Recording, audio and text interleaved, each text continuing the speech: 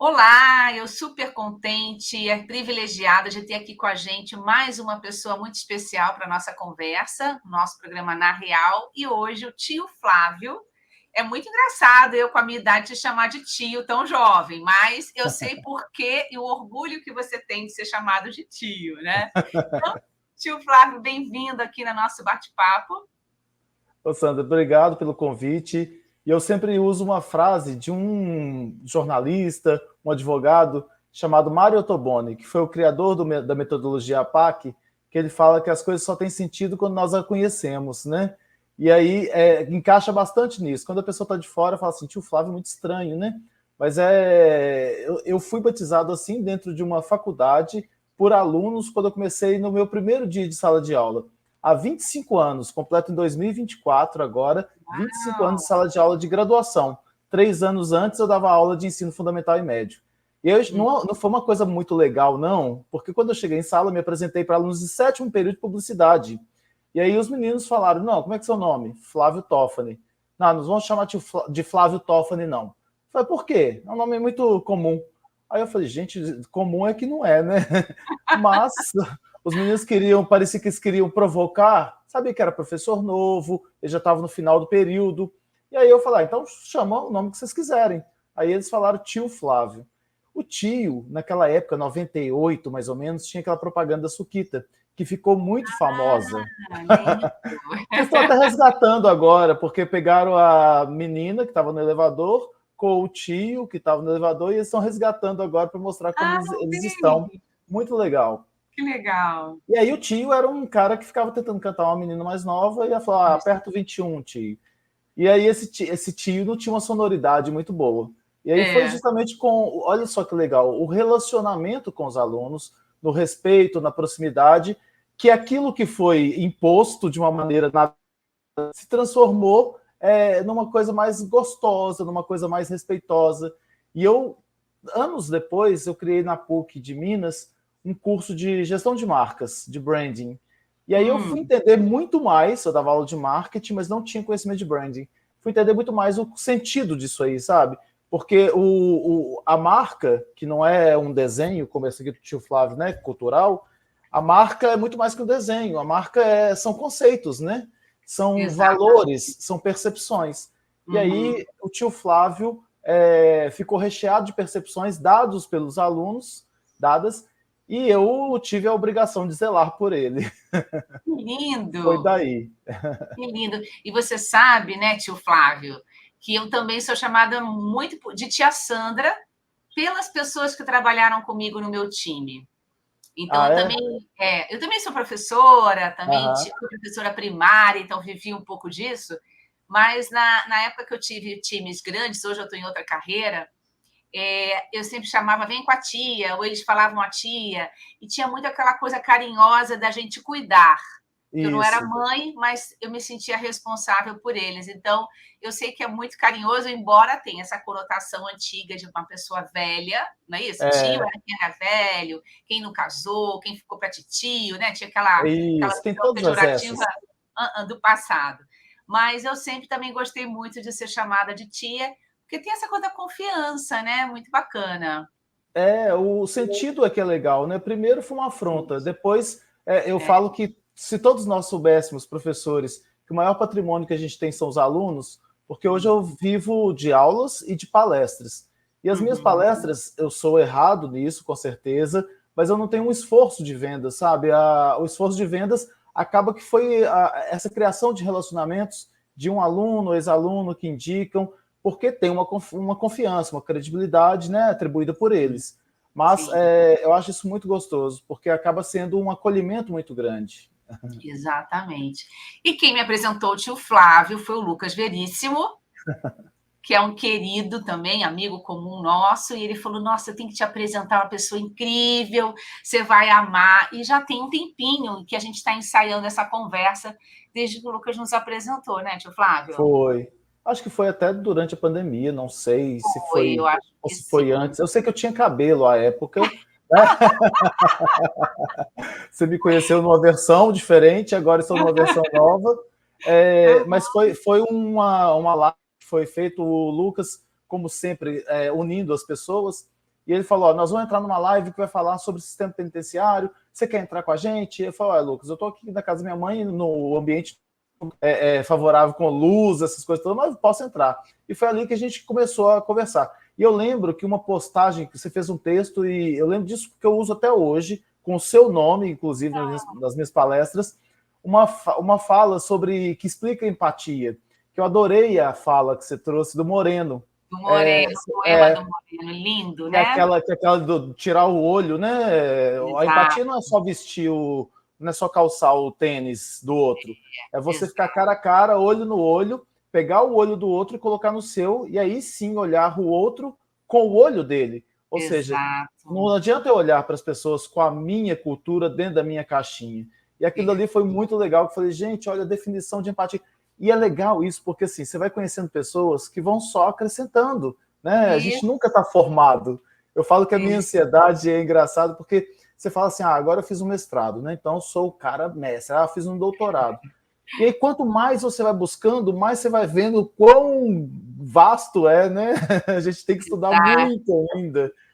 E esse conceito do lifelong learning, né? Que a gente pode e que a gente está sendo construído a cada minuto, até com essa conversa nossa, o quanto que eu aprendo e a gente troca, e isso é mágico. A gente não está aprendendo só quando está na sala de aula. E como educador, né? Você sabe a responsabilidade disso. Para o bem e para o mal, a gente aprende coisas boas e ruins, porque a gente é uma esponja, né, tio Flávio? Ainda bem, né? Que a gente é ainda assim. Bem. E que a gente tem a possibilidade de aprender várias, né, versões do mundo para poder selecionar a nossa, né? Achar o que é válido. Eu sempre brinco com aqueles conceitos de ética e moral, porque moral é o que faz morada em nós. Então, que a gente possa trazer para fazer morada na gente coisas que sejam boas, né? Que nos façam bem. E ética é aquilo que pauta a relação entre nós. E aí, eu depois, até pegando um gancho já na sua fala, depois de começar a sala de aula, como o tio Flávio, há 13 anos atrás, eu criei um projeto, um movimento, chamado Tio Flávio Cultural. E esse movimento, eu usei o tio Flávio porque assim, eu dava aula em 7 pós-graduações, 7 faculdades diferentes. E é um movimento, não é uma ONG. Eu não tenho recurso de deputado, não tenho recurso de empresa. Não quero ter, a gente não quer se transformar em ONG. Eu aconselho as pessoas que querem criar uma OSC, que legalize, que busque, que faça as coisas certas. Eu não desaconselho, tá? As pessoas querem fazer uma organização, elas precisam de verbas para poder fazer a coisa acontecer, e tem muito deputado distribuindo verbas, tem muitos projetos, né? Então, que as pessoas façam. Eu preferi não fazer uma OSC, uma organização de sociedade civil, para ser um movimento. E aí nós criamos há 13 anos, e eu precisava de espaços gratuitos para poder fazer palestras. O tio Flávio foi justamente a abertura nesses espaços, que eram as faculdades que me recebiam, porque eu já era professor da casa mesmo. E o cultural foi interessante, foi de mudança de cultura, de mudança de perspectivas. As pessoas muitas vezes associam o cultural com de teatro, de música. E teatro e música também são extremamente importantes para aquilo que a gente quer, mudança de cultura, mudança de perspectivas. Mas naquela época a gente tinha só palestras, só entre aspas, né? Eram 4 palestras, Sandra, que a gente fazia assim, por mês nesses espaços, gratuitas.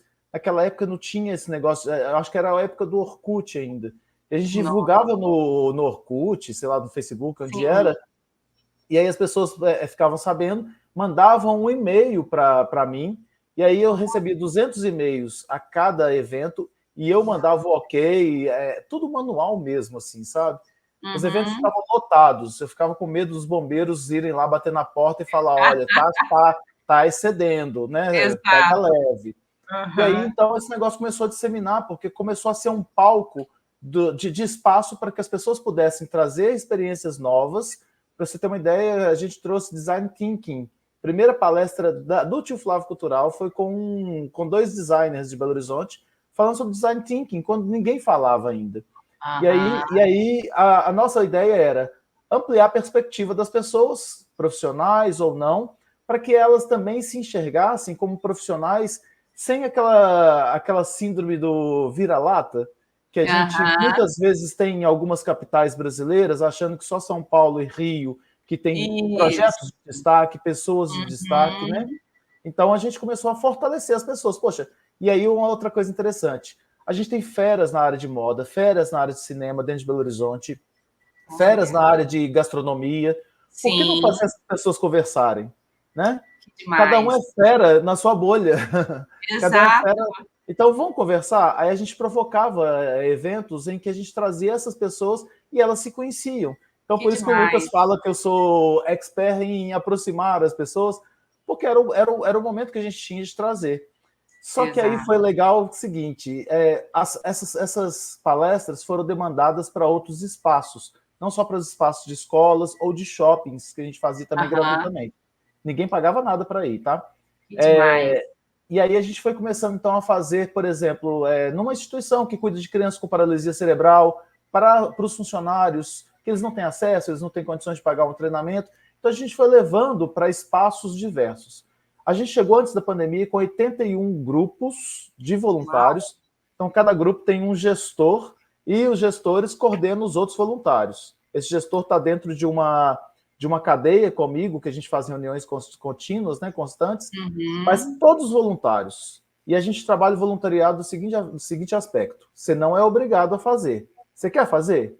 Se aceitou, agora é um compromisso. Não é um compromisso no sentido de coisa chata, mas é um comprometimento. Alguém está te esperando, né? Exato. Quando você fala que vai, alguém está esperando. E aí o projeto, Sandra, ampliou tanto que a gente atende hoje crianças em casa de acolhimento, idosos em instituições de longa permanência para idosos, presídios, APACs socioeducativos, hospitais de hemodiálise, casas de saúde. Então, a gente tem uma abrangência muito grande. Por que eu estou falando isso? Porque você falou da esponja. E aí, o meu mundo, assim, parece que... Eu dava aula numa faculdade, eu achava, de verdade isso, eu achava que o mundo, que o Brasil, fosse universitário. Era muito louco, porque, assim, é muito novo ainda, e o meu universo era professor universitário, aluno universitário. Então, o meu mundo era educação. Então, eu achava que todo mundo estava nessa vibe. De repente, eu entro em Nárnia. Adoro.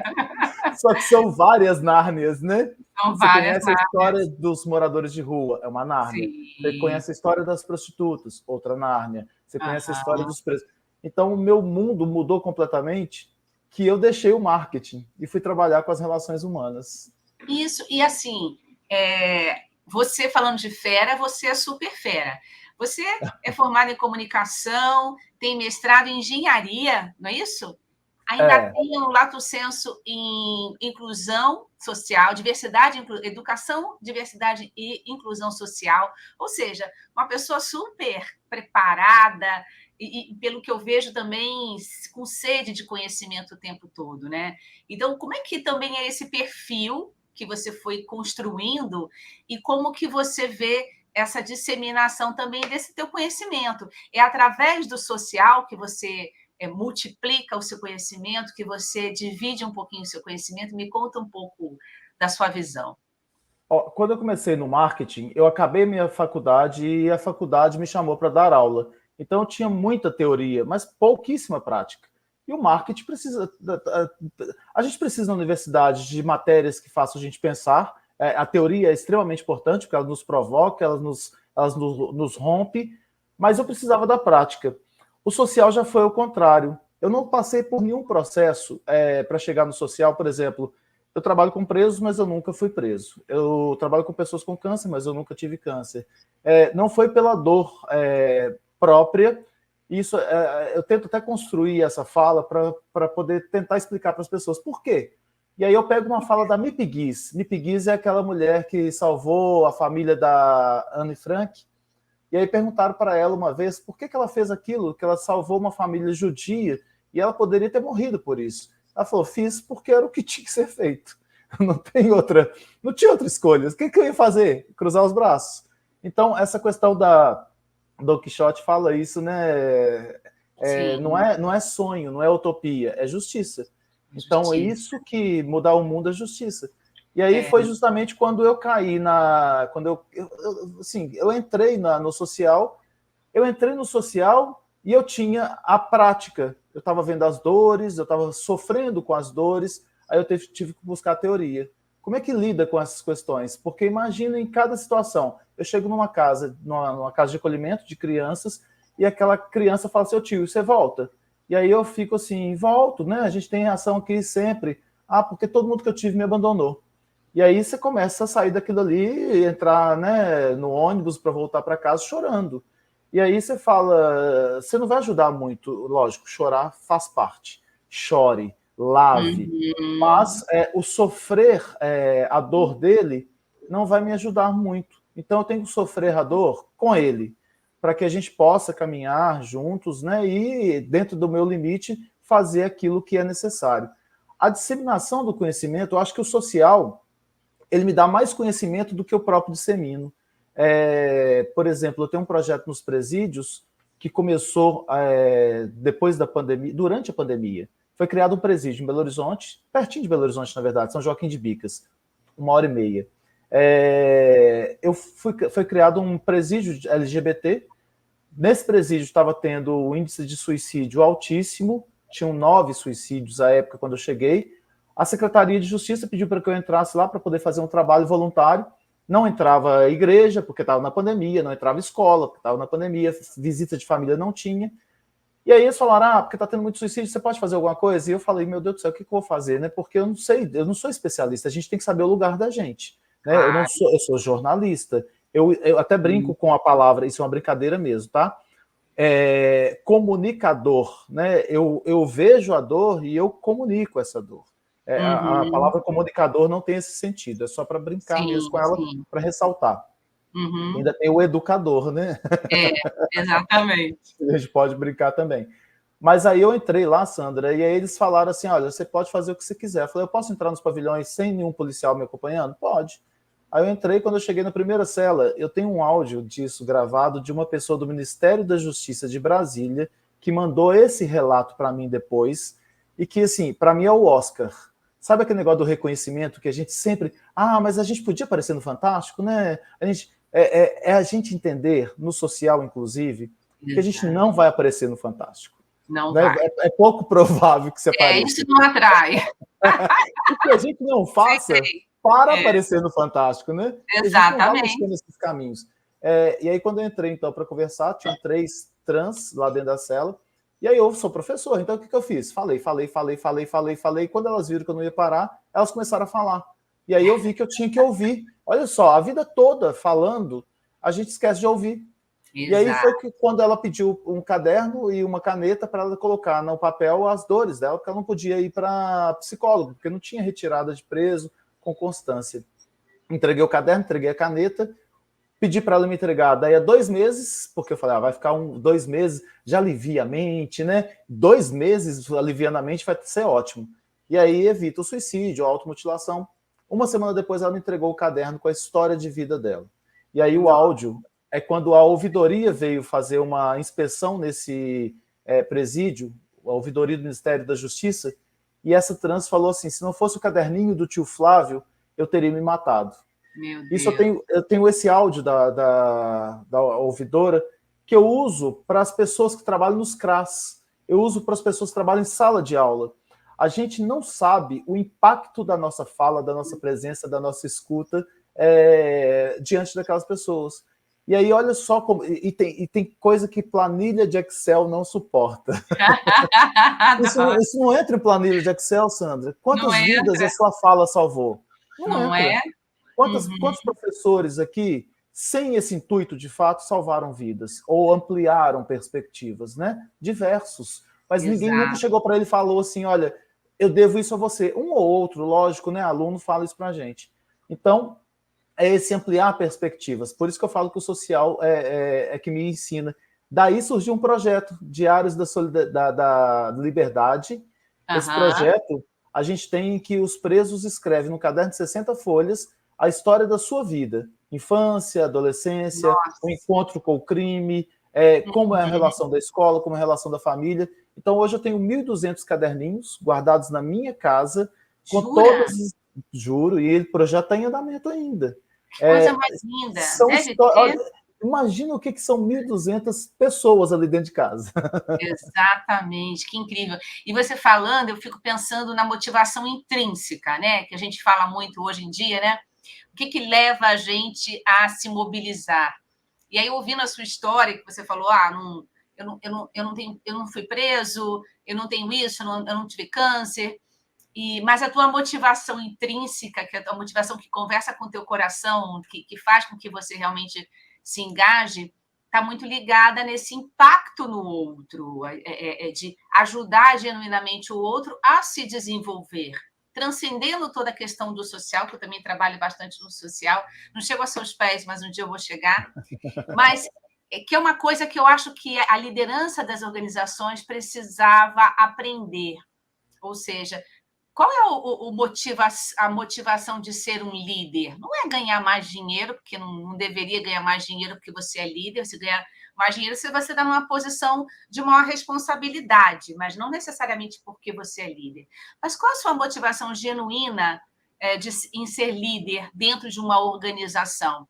Se eles conseguissem fazer o paralelo que você está fazendo, eu acho que a gente teria melhores líderes, porque eu acho que as pessoas estão buscando ser líder por uma motivação extrínseca ou por uma motivação diferente da necessária.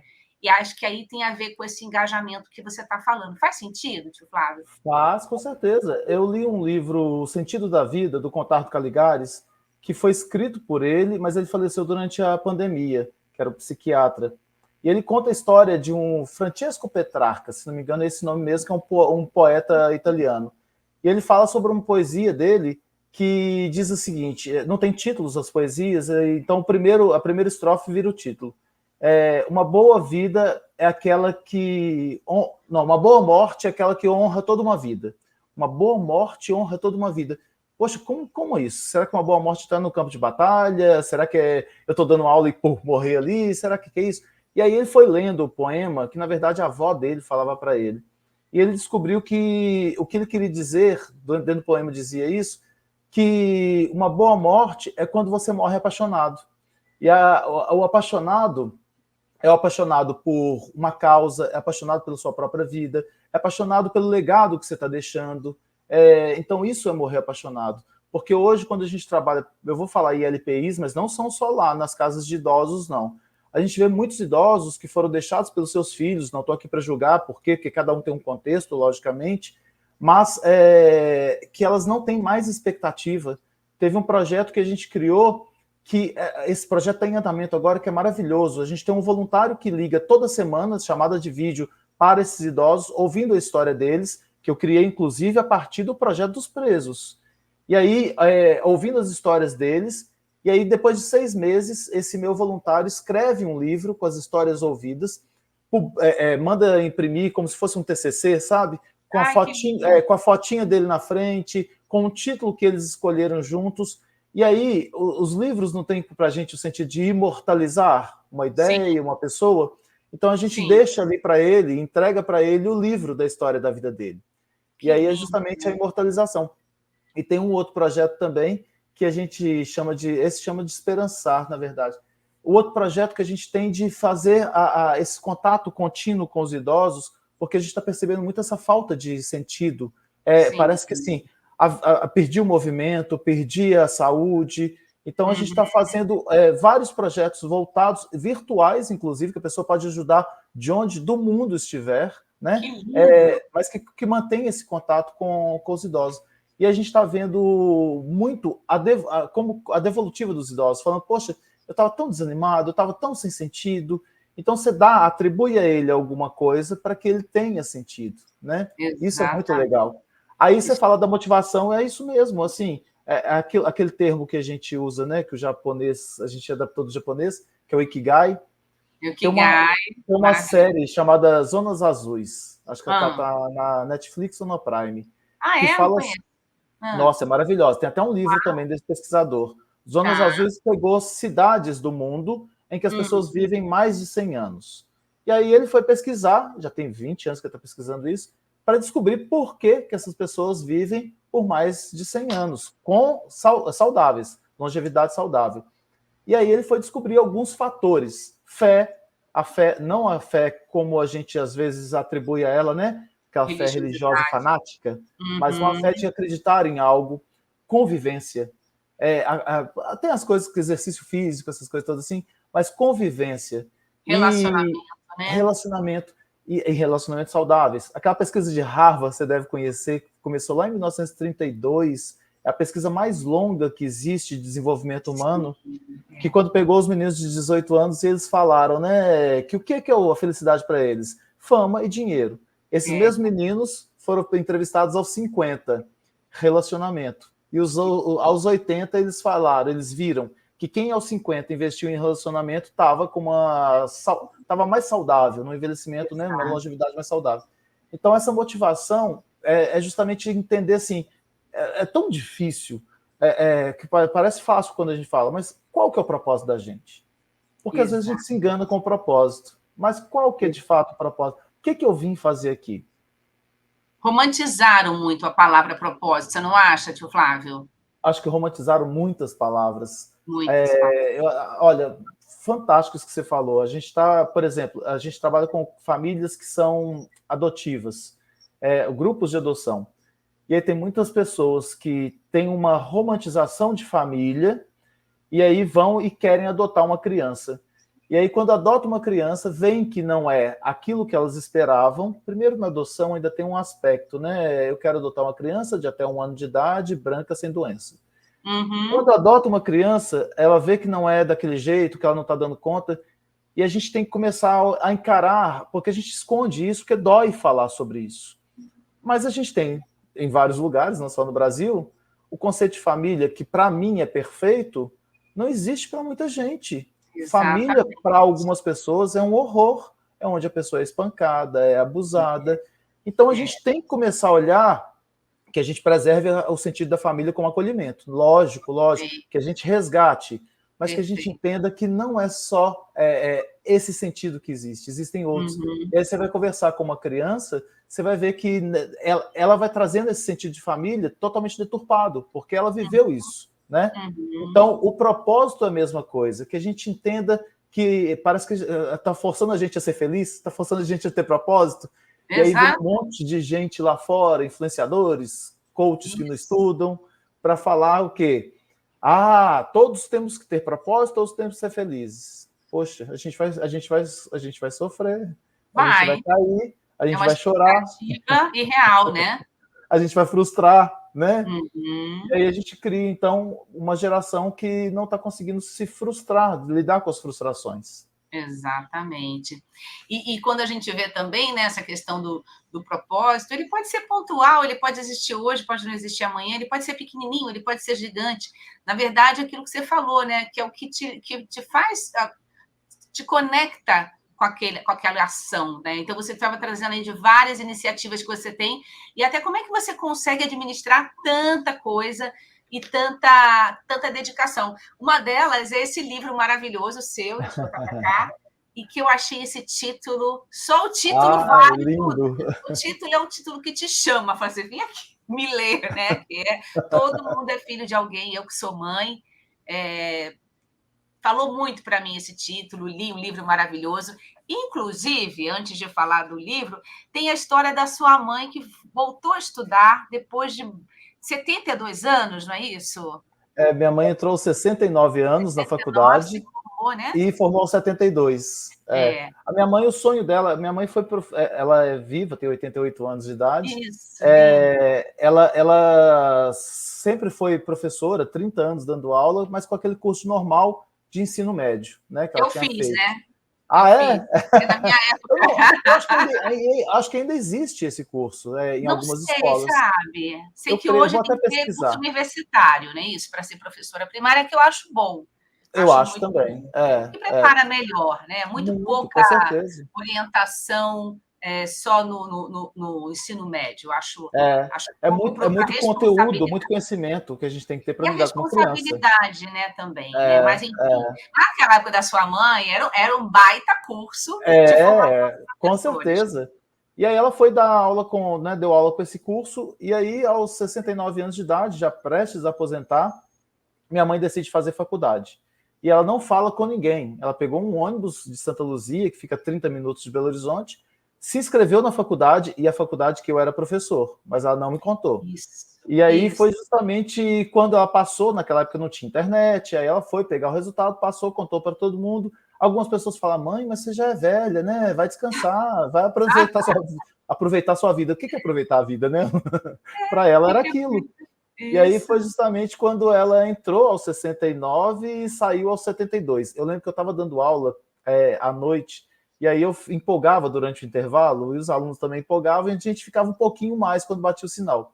E aí minha mãe abria a porta, eu lá na frente, e ela abria a porta do fundo assim, olhava se eu estava dando aula ainda. O aluno que estava sentado aqui sabia que isso ia acontecer sempre, porque ela abria a portinha, balançava uma sacolinha de supermercado assim para mim, e entregava para o aluno. E aí o aluno ficava com aquela sacolinha que era lanche. Ela preparava lanche em casa antes de sair para me dar. E ela não sabia que, apesar de estar dando aula na faculdade, ganhando um dinheirinho bom, era a época que eu estava eu morava já em Belo Horizonte, que eu estava passando por uma dificuldade financeira muito grande, por uma questão que eu investi, e ela não sabia disso. E aquele lanchezinho também me salvou. Ai, gente. E fora foi muito engraçado. O lanche de mãe, ele não tem só o objetivo de matar a fome física, mas ele faz. Mas me fala assim, de onde veio esse título? Como foi a história do título, né? Todo mundo é filho de alguém. Só vou completar isso aqui. No dia da formatura, eu estava sentado na plateia, e o mestre de cerimônias fala comigo que não podia ficar sentado na plateia, que eu deveria levantar, ir lá para trás, vestir uma beca preta e sentar-me no palco, né, na mesa, no palco, para ver minha mãe formar. E aí tá bom, ótimo, já é emocionante. Você, né, um professor universitário, que quando tem um parente de primeiro grau, tem que ficar lá na mesa. Quando eu estava sentado à mesa, faltavam 5 pessoas para chamar o nome dela, ela chama Maria Luísa. E aí o mestre cerimônias chegou e falou comigo assim, quando chamar sua mãe, você pega o canudo, o diploma, que você que vai entregar o diploma para ela. E aí foi uma coisa muito emocionante, porque quando ela chega, eu tenho essa foto, quando ela chega perto de mim, ela fala comigo, eu sonhei várias coisas, porque é muito rápido, né? Eu sonhei várias coisas na vida, alguns sonhos eu desisti, esse que eu realizei.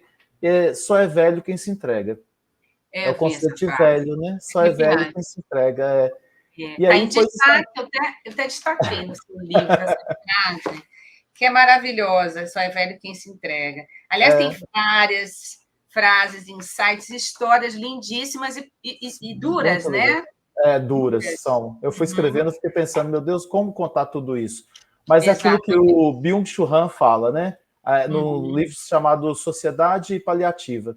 Ele fala que a gente está anestesiando a dor. E anestesiar a dor não vai nos ajudar em nada. A gente tem que lidar com a dor, né? E esse livro, o título, foi uma coisa inusitada. Eu estava caminhando em Belo Horizonte à noite, 10 horas da noite, e aí tinha um senhor, morador de rua, que estava embriagado, metade do corpo na calçada, metade do corpo na rua. E aí 3 pessoas que estavam andando ali se olharam, não falaram nada, a gente não comunicou nem nada pela fala, só no olho a gente viu o óbvio, vão tirar esse cara daqui, senão ele vai ser atropelado. E aí os 3 chegaram, tiramos o cara e colocamos na calçada. Tem umas barraquinhas que ficam ali na rua Augusto de Lima, Álvares Cabral com Bias Fortes, em Belo Horizonte, umas barraquinhas de pessoas que moram na rua que olharam aquela situação. Um dos caras em situação de rua veio em nossa direção e falou, nossa, mas se a mãe desse cara vê ele desse jeito, ela vai morrer. E aí o cara que estava ajudando a tirar falou assim, uai, mas ele tem mãe? Aí o morador de rua levou um susto e falou, uai, todo mundo é filho de alguém. É lindo, todo né? Todo mundo é filho de alguém. Isso conecta. Isso tem vários sentidos, porque, primeiro, a gente não é só aquilo que se vê, a gente é uma história. Exato. Né? Um conjunto de pessoas que passaram por nós, tal, mas leva na própria humanização, né? Se você pensar, se você olhar para aquela pessoa que você está prejudicando, aquela pessoa que você está falando mal, aquela pessoa que você está puxando o tapete, e ver que quando você puxa o tapete dela, várias pessoas vão sofrer, você está provocando a dor de alguém, né? Tem uma mãe que vai sofrer com a perda do emprego daquele cara, porque o puxar o tapete, fazer a fofoca, ser ruim, mas todo mundo foi comigo, não se iguale, né? Saia, busque outros caminhos. Então, Exato. essa capa, esse título, realmente eu acho ele maravilhoso. Maravilhoso, e é um livro que eu acho também que toda liderança deveria ler, né? Eu tenho muito essa preocupação, que a gente fica 12 horas no ambiente organizacional, seja remoto ou seja presencial. A gente literalmente trabalha com pessoas no dia a dia, mas não conhece essas pessoas. E quanto liderança, se eu paro para pensar que todo mundo é filho de alguém, que todo mundo tem uma história, né, tio Flávio? Todo mundo tem até uma história para definir o seu talento e a sua limitação, a sua Sim. dificuldade. Então, quando eu começo a olhar, eu acho que esse título traz muito essa dimensão de que eu estou falando com alguém que é humano, né? E que E que precisa tem ser olhado como humano. e Então, que é isso traz diferente uma... da gente, né? Porque o que a Exato. gente, às vezes, a gente tá vivendo um momento que a rede social ressaltou mais, né? Mas assim, eu tô acostumado com todo mundo de preto. Chega alguém de verde, vestindo verde, nos assusta, a gente começa a comentar. E assim, por que não acolher essas diferenças, né? Exatamente. Uma criança autista, uma pessoa LGBTQIA+, Uhum. uma pessoa negra. A gente teve Sim. aqui em Belo Horizonte recentemente, e aí que eu falo que me deu uma chama de acreditar nessa nova geração, que todo mundo fala que é a geração do mimimi, mas Eu super assim, acredito. Eu super pois acredito. olha só, dois meninos imitaram um macaco para um menino negro de uma escola particular em Belo Horizonte, e aí mandaram no grupo do terceiro ano, figurinhas racistas. E aí, o que esses meninos, os outros meninos da escola fizeram? Se organizaram numa quinta-feira à noite para que na sexta-feira todo mundo levasse uma blusa preta dentro da mochila, entrasse de uniforme, lá vestisse, fossem para uma quadra e fizessem os punhos cerrados. Que lindo. E aí eles mobilizaram 6 unidades dessa mesma escola de Belo Horizonte, tiraram foto. Você vê aquelas mãos, eu até coloquei no meu Instagram, aquelas mãos brancas, pardas, negras, aqueles bracinhos para cima, sem estímulos de pai nem nada, é só entendendo o seguinte, cara, não cabe racismo. A gente errou muito, mas não cabe. Então a gente tem que pensar no ambiente organizacional dessa forma também. Né? Por que as mulheres são. Tem um livro da Djamila Ribeiro que eu adoro, chama Adoro, Jamil. Cartas para Minha Avó. Carta que Aham. minha avó ela escreveu para a avó que já havia falecido. E tem um momento que Sim. ela fala que ela estava no hospital, ou com o pai, ou com a mãe. Um deles já tinha morrido e o outro estava no hospital. E aí, as enfermeiros chamaram ela e falaram: Jamila, libera seu pai, né, ou sua mãe, deixa morrer, porque você precisa soltar, você está Sim. segurando. E aí fecharam ela numa salinha, disse ali que ela chorou. E aí que eu falo que o choro, né, Ele esse liberta. momento que é extremamente importante, que a gente ouve Uhum. da sociedade, né? Homem não chora, Uhum. engole seu choro. E aí ela chorou, e ela falou que ali ela chorou não só a perda eminente da pessoa que ela ama, mas também uma coisa interessante que é aquilo que todo mundo falou para ela, né? Que mulher tem que ser forte, mulher não sei o que lá mais, porque a mulher sai de casa e tem que provar para a sociedade que ela é capaz de fazer o mesmo. E o provar todos os dias cansa, porque o homem não precisa provar, a mulher Uhum. precisa. Então ela falou que naquele momento fluiu. Fluiu. E é libertador. Enfim, tem uma porção de coisa assim. Acho que para a gente gravar um podcast não é suficiente, tem que ter 10 podcasts, porque você é o conhecimento ambulante, né? E aí, puxando um pouco isso também, que você falou da Djamila, eu me lembrei do livro da Ana Cláudia Quintana, você já leu? A Morte é um Adoro, dia que merece que vale a viver. pena viver. Vale a pena viver. Coisa mais linda e que transformou muito a minha vida depois de uma perda, que eu tive a perda do meu pai. Eu faria tudo diferente hoje. Eu li durante o livro inteiro, eu chorei. Eu estava dentro, às vezes estava viajando muito trabalho, eu chorava dentro do avião copiosamente, as pessoas ficavam me olhando, mas que é impossível. Então, essa coisa do quanto que a experiência do outro nos ensina. Então, você trouxe É, muito aí a experiência da Djamila, agora eu trouxe da Ana Cláudia, você trouxe da sua mãe, essa coisa linda de que você está vivo e você pode fazer sempre, buscar esse conhecimento, é o que é felicidade para ela. Mas o que mais me impressiona, e também tem um trecho no seu livro que fala que o voluntariado é menos, não é pensar menos de si, mas menos em si. E as pessoas ainda veem o voluntariado como algo transcendente, como algo de poucos, quando, na verdade, todo mundo tem e poderia ser voluntário em algo, e a partir do momento que ele é voluntário é que ele cresce. Parece que você está dando, mas você está recebendo. O Cortella tem uma frase também que ele fala que a generosidade é como uma vela, que você, ao acender a outra vela, você continua aceso, né? Você não está perdendo, você simplesmente iluminou. E o voluntariado, você acredita que ele seria uma ferramenta eficaz dentro das organizações para desenvolver pessoas e principalmente líderes? E se sim, por quê? Qual a sua visão como expert em voluntariado, com todo esse poder e esse impacto que você vem gerando, né? Eu vejo, sim, as organizações elas têm um papel muito forte quando elas querem, de fato, quando faz parte do DNA delas, né, da essência delas, entender que elas podem modificar a sociedade, que elas podem contribuir para modificar a sociedade, e aí vem justamente esse papel de... Muita gente não toma iniciativa do voluntariado porque espera alguém fazer, espera alguém puxar, né? Então, quando a gente criou o Tio Flávio Cultural, eu sempre pensei em fazer, mas nunca tive oportunidade. Olha, eu também, é só ir, é só começar. Mas eu entendo que muita gente não tem esse perfil de começar. E aí a organização começa por ele, ou com ele, né?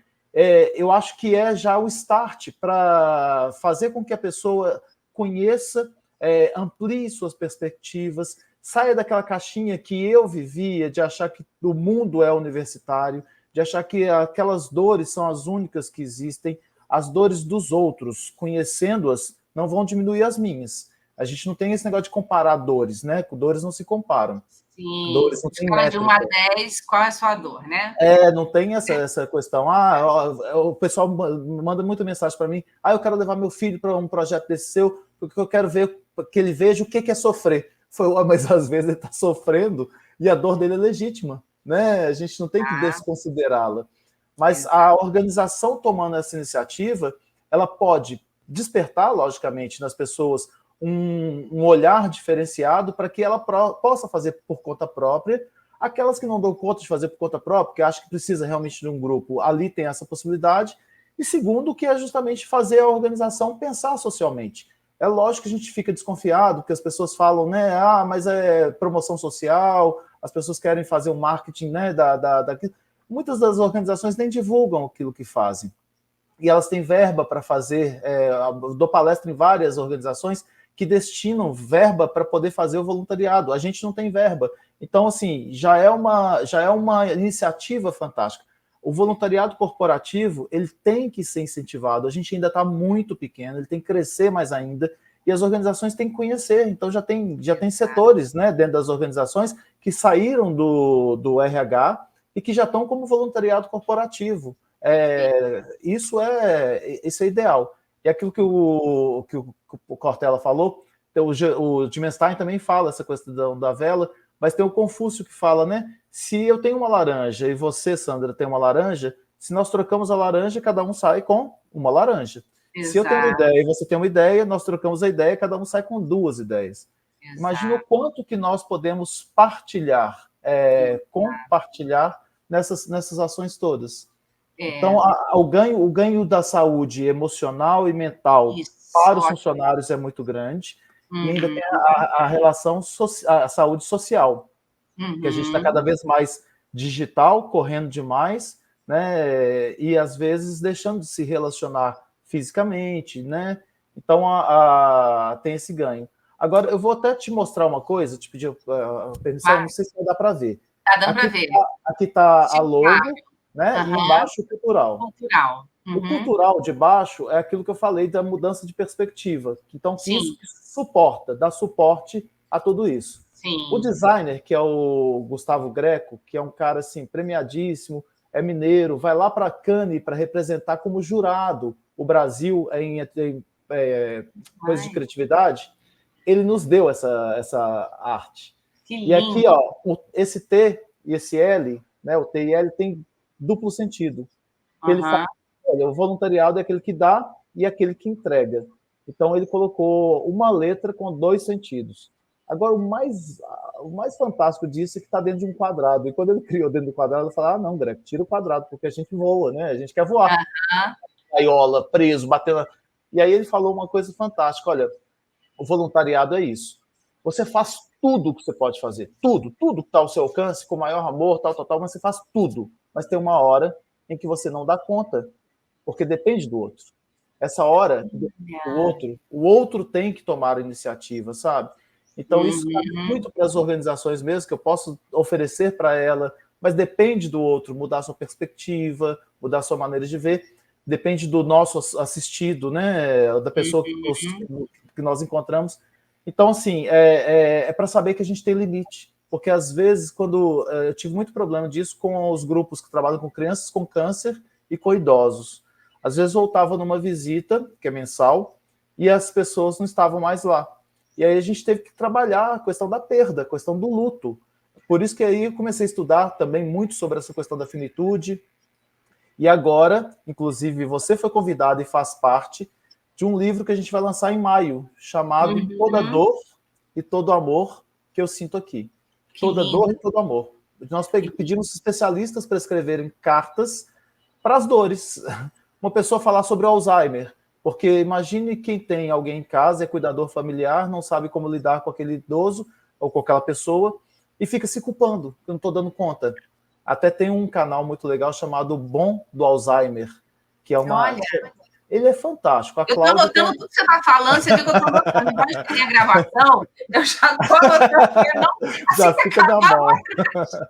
O bom do Alzheimer é a Cláudia, tem a mãe de há 13 anos, tem Alzheimer. E ela passou por todo. Você falou da perda da pessoa que você ama. Ela passou por todos os perrengues da mãe perguntar para ela: cadê fulano? Ela falou: morreu. Aí, cadê fulano? Morreu. E aí ela passava pelo luto todas as vezes, né? E aí ela criou uma metodologia para lidar com Alzheimer. Então, eu tenho uma pessoa que fala do Alzheimer, uma pessoa que fala sobre racismo, uma pessoa que fala sobre violência doméstica, uma mulher, olha, Dandara, Lu Dandara, você tem que conhecer aqui lá em Belo Horizonte. Ela é líder de uma comunidade chamada Dandara, e ela é uma ocupação. Ela é a terceira geração de família abusada, terceira geração de mulher abusada pela família. A quarta foi a filha dela, você acredita? A quarta foi a filha. Ela conta sobre isso. Então, assim, a gente tem depressão infantil, que é a Nalu Saad falando. Então, foi um livro para as dores. E eu não vou falar por que é o título, porque não vai dar tempo da gente falar. Eu vou deixar para o próximo podcast sobre esse tema. Com certeza. Vai chamar Toda Dor que eu sinto aqui. A gente tem que fazer capítulos, né? E aqui, antes da gente ir para o fechamento... você falando, né, vem muito assim, porque são 33 anos de organização, né? Eu sempre trabalhei no ambiente corporativo, e quando você fala, faz tudo tanto sentido para mim. E hoje a gente fala muito de organizações humanizadas. Eu, como psicóloga, sempre atuei em empresas e eu não podia falar de amor, porque era piegas, era abraçar árvore. E hoje, né, tem o ESG, hoje a gente tem a demanda de humanização, mas na prática, quando você está falando, faz todo sentido para mim levar tanto a educação, ou seja, o aprender sobre o outro, não só sobre o business, mas o aprender sobre o outro, e também esse viés de voluntário, porque traz para as organizações esse exercitar de trabalhar com outros, de entender... Quando você falou assim, ela é a terceira geração de abuso de mulheres, né? Quando você fala que ela é a terceira geração, eu fiquei imaginando logo quantas mulheres foram trabalhar no dia seguinte, e a liderança nem imagina que ela foi abusada, ou que ela está sendo abusada, e que, de repente, a performance dela está sendo impactada por essa vida, por essa história. Então, por que a gente não leva a educação para dentro das organizações, para que esses líderes e essas culturas possam, você trouxe muito bem, né, da transformação cultural, possam se preparar para gerir pessoas e não máquinas? Porque o grande problema que a gente está tendo de descompasso é que eu quero gerir todo mundo da mesma forma, como se fossem máquinas. Faz sentido, tio Flávio? Charlie Chaplin. Charlie Chaplin. Porque quando... E a gente fala assim, mas não é tarefa da empresa fazer isso.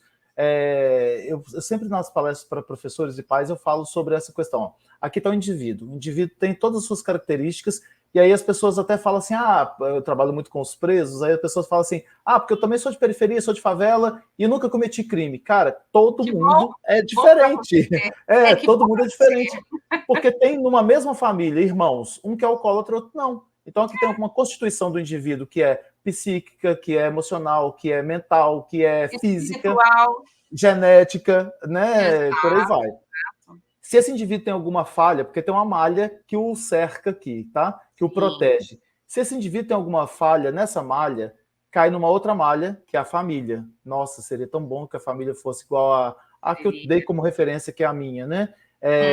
Se essa malha também da família tem um buraquinho, cai na escola. Se essa malha da escola tem um buraquinho, cai na empresa. Se essa malha tem um buraquinho, cai na sociedade. Grupos religiosos, grupos de amigos, tal. Se essa malha tem um buraquinho, cai nos presídios, cai nos suicídios, nas automutilações, por aí vai. Fortalecer as malhas de dentro para fora seria o adequado, o mais adequado. Então, a gente fortalecer o indivíduo, fortalecer a família.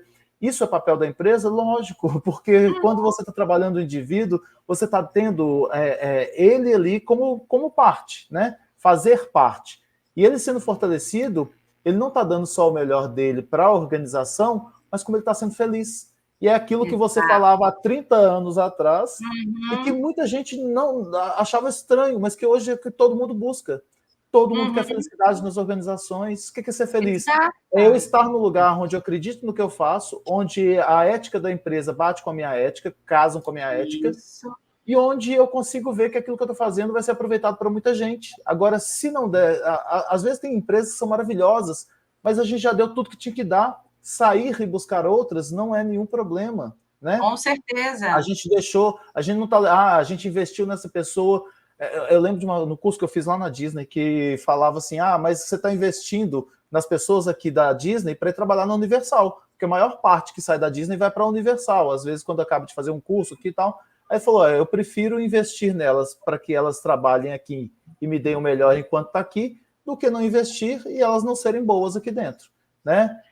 Não vou investir porque ela vai para a Universal, então eu vou ter uma pessoa péssima trabalhando, sem cultura, sem estar antenado com a cultura organizacional, entregando um problema que vai fechar a empresa, que vai acabar com a empresa. Então, eu tenho hoje uma Disney porque eu investi em gente. Né? Eu estou falando a Disney, né, de uma maneira geral. Uma das referências, como exemplo. Exato. Tio Flávio, maravilhoso, estamos indo aqui para o final. Além desse livro, você tem vários, mas eu tenho o privilégio de ter o seu contato, de ter você, enfim. Mas eu queria que você... Desculpe aqui, deixa eu até repetir, que o celular apareceu no meio do caminho. Eu tenho o privilégio de ter você, de ter acesso a você, mas quem quer chamar o tio Flávio para uma palestra, quem quer conhecer mais e trocar palavrinhas com o tio Flávio, ou até aprender, né, principalmente em relação ao voluntariado, onde acha o tio Flávio? Deixa aqui seu contato. Ou ensinar, porque também o meu Ikigai agora que eu entendi foi justamente o seguinte, eu adoro ouvir histórias, sabe? E essas histórias me ensinam, eu uso essas histórias nas minhas palestras, eu uso nos meus livros, para poder fazer com que essas histórias de pessoas anônimas modifiquem histórias de outras pessoas anônimas. O meu contato é o Instagram, que fala diretamente comigo, @tioflávio. Quem quiser ver os projetos do Tio Flávio Cultural, @tioflávio Cultural, que a RAI atende lá. E para poder contratar uma palestra é tioflavio.com.br, que é o site, que também lá tem todos os contatos, que fica facinho de me achar. E quantos são os livros que você já publicou? São 3? Deixa eu ver aqui. Quantos livros? Você lembra de cabeça? Tem alguns coautorias, que eu acho que tem 4 de coautorias. E durante a pandemia nós fizemos um sobre vários movimentos voluntários, que nós pegamos e fizemos um livro chamado Eu Vivi, Vidas Transformadas através do Voluntariado, mas aí é organização. Tem esse aí que você está com ele na mão, e agora vem um com parceria do Sander Meca, que é um... o Sander teve na Fazenda recentemente, ele é de uma banda chamada Twister, que fez muito sucesso na década de 2000, e ele é adicto. Aos 17 anos, ele se viciou em drogas, foi preso aos 19, 20 anos por portar alguma quantidade que era de uso próprio, mas ele ficou 2 anos, achava que não ia dar nada para ele, porque ele era famoso, e deu 2 anos numa cadeia. E ele hoje luta, está 2 anos sem usar drogas, ele hoje luta para ficar livre desse vício, né? Quer dizer, ficar livre, ele fala que ele nunca vai ficar, o vício vai estar sempre lá. Dominar, e ele fala, né? Ele fala sobre a adicção no livro. Então a gente está escrevendo juntos o livro que sai em maio. Que lindo. Que aí eu pedi um depoimento seu. O meu é autografado? Não, quando eu fiz, eu falei assim, gente, eu tenho que mandar para a Sandra, porque isso aqui tem muita cara dela. Muito, amei, cada história incrível, e realmente, só me motivou ainda mais nessa jornada que eu sou aprendiz do voluntariado. Tio Flávio, gratidão pelo seu tempo, pela aula, pela troca, é muita luz aqui, é muito gostoso estar com você. Espero que a gente consiga se ver pessoalmente, ou em Belo Horizonte, ou em São Paulo, vamos trocar aqui depois as agendas. E sim, vou te chamar para o podcast aqui, episódio 2, para a gente continuar e falar da Dandara, que eu já anotei aqui, que eu vou pesquisar também. Nossa, a história dela vai estar no livro, então você vai ver como é que é forte a história. E tem outras pessoas fortes também lá, e outras que quiserem entrar um dia, podem nos procurar para contar a sua história, que eu acho que a gente tem que deixar essas histórias fluírem, sabe? Mostrarem para as pessoas que, sim, aquela dor que o outro sofre, eu não vou sofrer igual, mas tem alguém passando algo semelhante, né? Com certeza. E a gente pode conversar. Com certeza. Querido, obrigado, viu? Um beijo, gratidão pelo seu tempo, gratidão aí por dividir comigo um pouquinho da sua experiência, da sua sabedoria. Eu que agradeço. Um abração para você e para todo mundo que nos ouve e nos assiste. Obrigada, um beijo. Tchau.